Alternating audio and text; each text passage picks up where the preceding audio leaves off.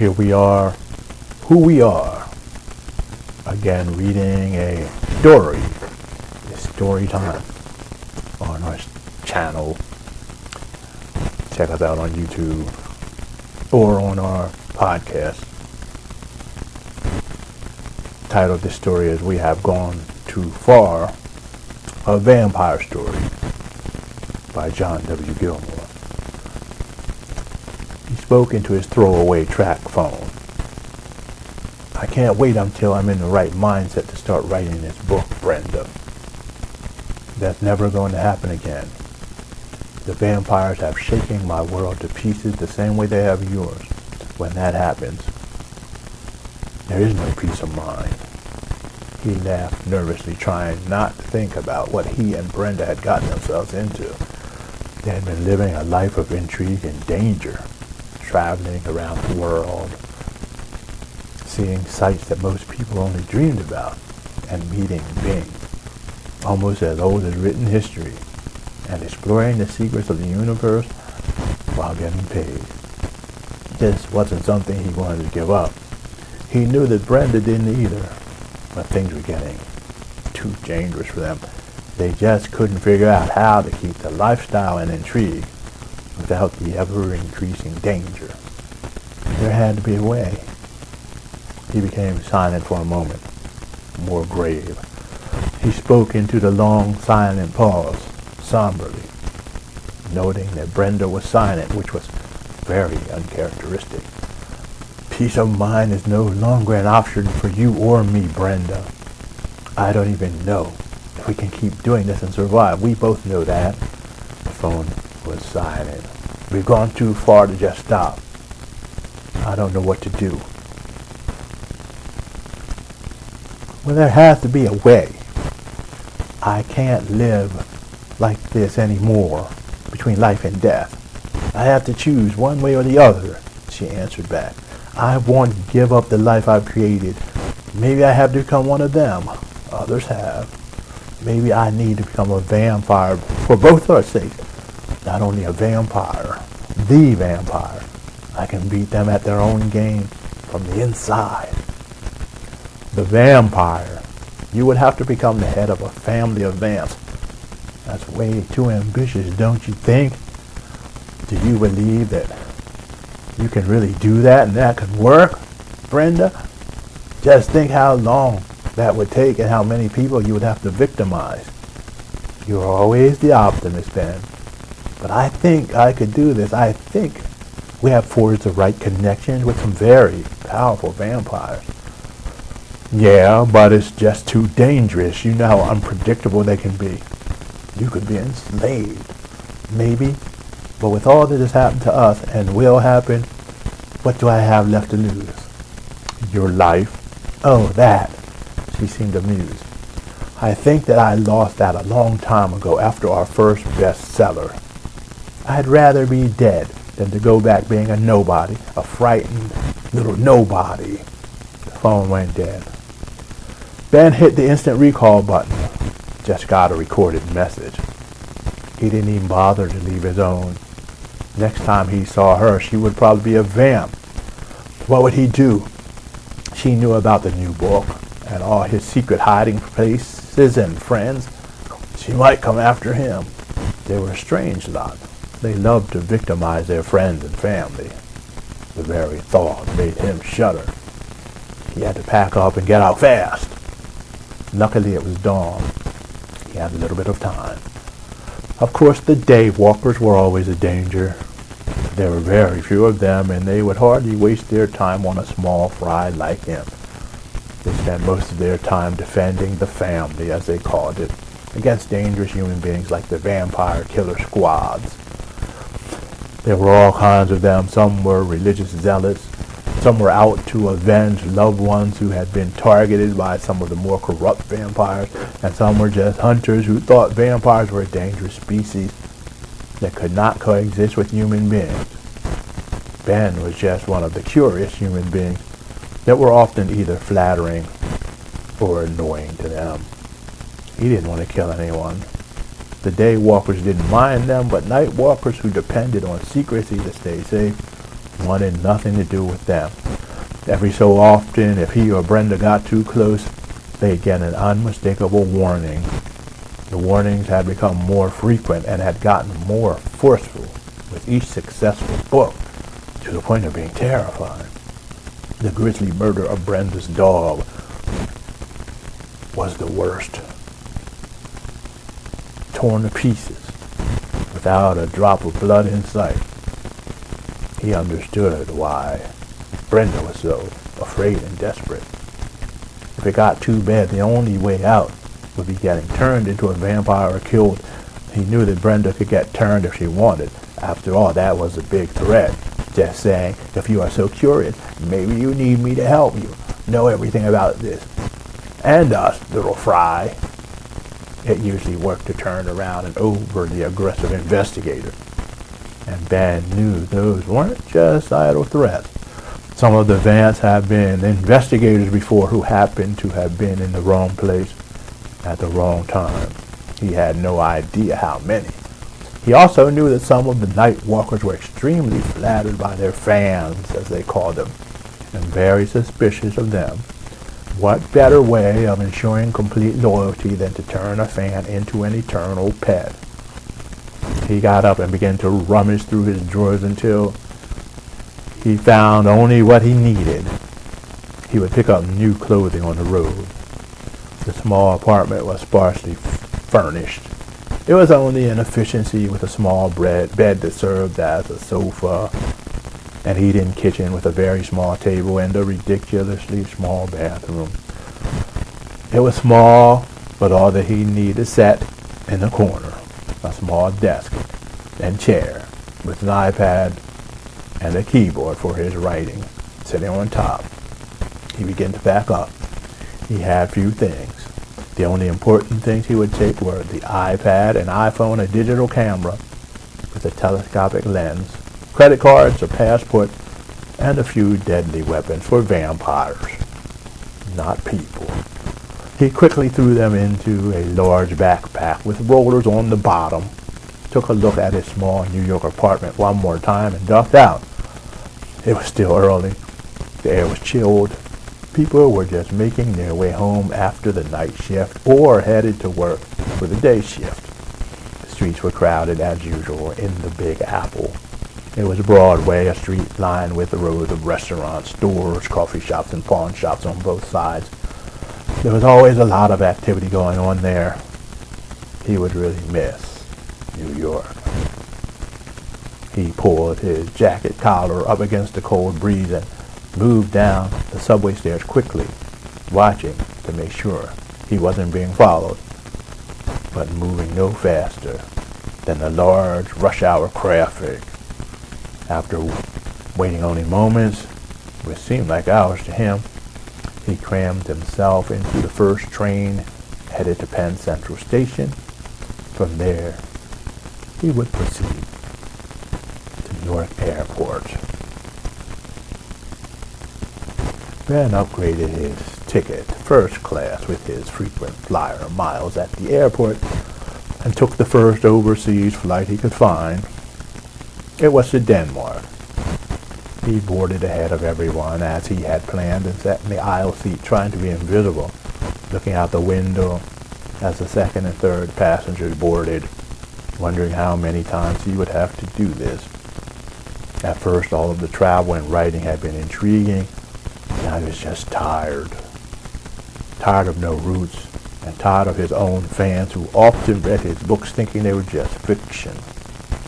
They had no idea that what he wrote about was real, or how dangerous it was to do the interviewing and the research for his books. On top of that, now his co-author, Brenda, was incognito and about to do something really stupid. He thought about it for a few minutes and then realized that the fact that his readers thought his books were fantasy was probably the only thing that had kept the Vamps from killing him or Brenda for so long.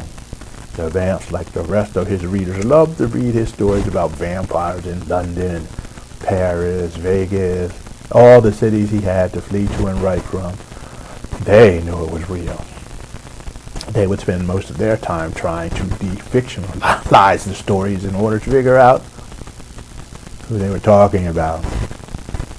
That helped too, but the running and the increasing threats still got tiring, and he was getting old.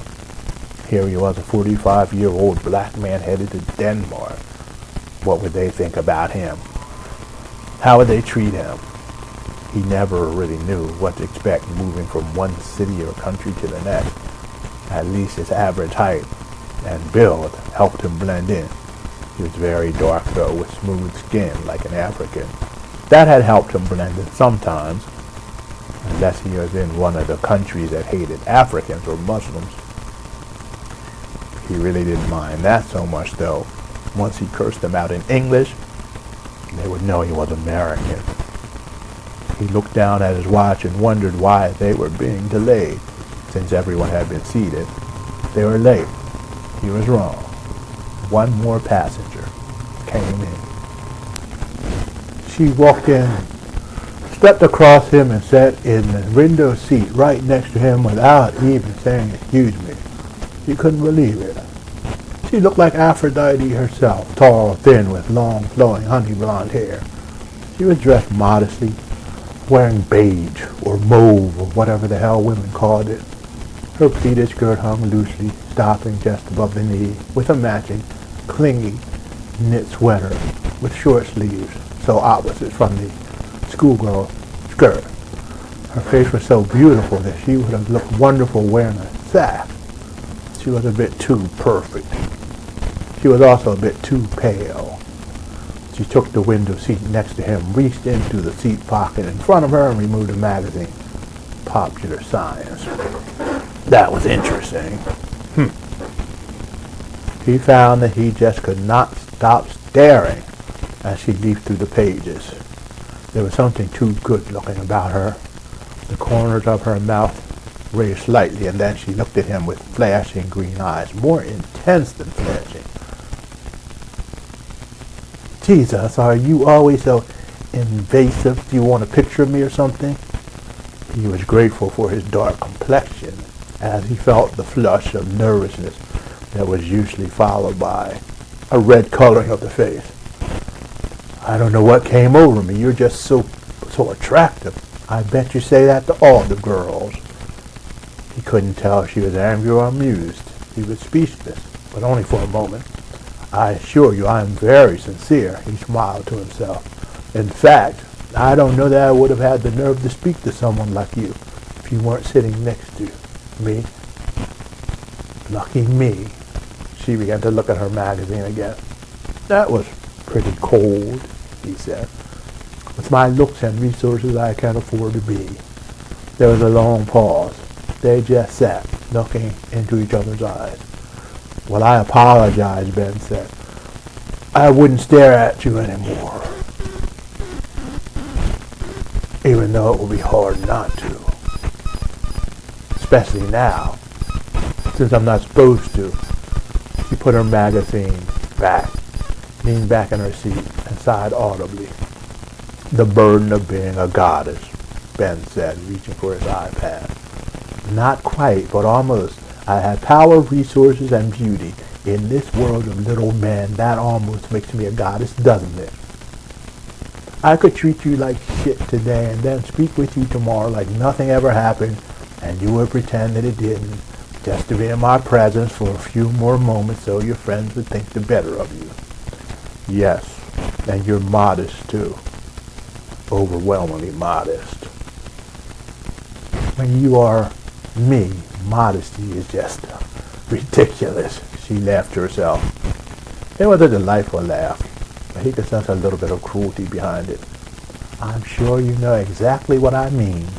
He shook his head, but couldn't help but smile along with her. "So who are you?" he finally asked. "An actress, a model, royalty or something?" "Yes, I'm royalty or something." She smiled. "It's funny." "What's funny?" "I know so much about you, and you don't know a thing about me. I know about your books." "That's surprising. They're under my pen name, and I haven't told you my name. Well, I'm a fan, and sort of a sponsor." He looked perplexed. I can see that you don't understand what I'm talking about. When people like you go around the world writing about things that certain people shouldn't know about, it gets very dangerous. Sometimes the person is entertaining to the high-ups, so they are allowed to go on their merry way, but they are watched constantly. Some of the very powerful vampires even consider them pets and provide for them. Your vampire stories are very entertaining to the family and your owner. That's the only reason you're still alive. When you go too far or cease to be entertaining, she shrugged. You're joking. She burst out laughing. He was relieved. You had me there for a moment. Don't get me wrong. I'm laughing because you think that I'm joking.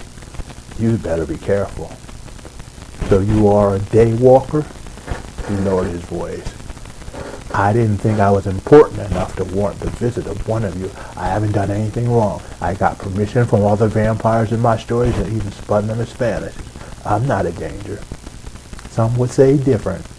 Maybe you know too much. Maybe you're an undercover vampire chaser. Or maybe someday you'll give them information that can really hurt us.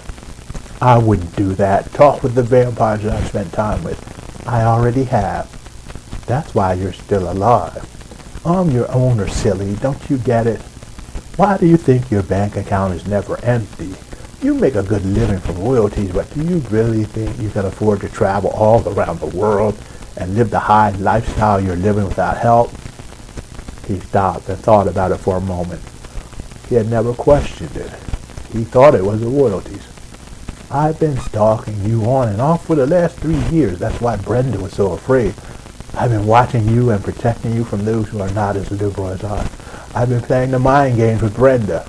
She grinned for a moment and then became more serious, with a far-off look in her eyes. I've done terrible things to her, with the hope of getting her to turn. Then she can write all she wants. She smiled again and made eye contact with Ben. She's ambitious. She'll make a good member of the family. But I would never do that to you. You're a free spirit. Something like that would ruin you. I'm speechless. I guess all I can say is thank you. You're my pet. What else would I do?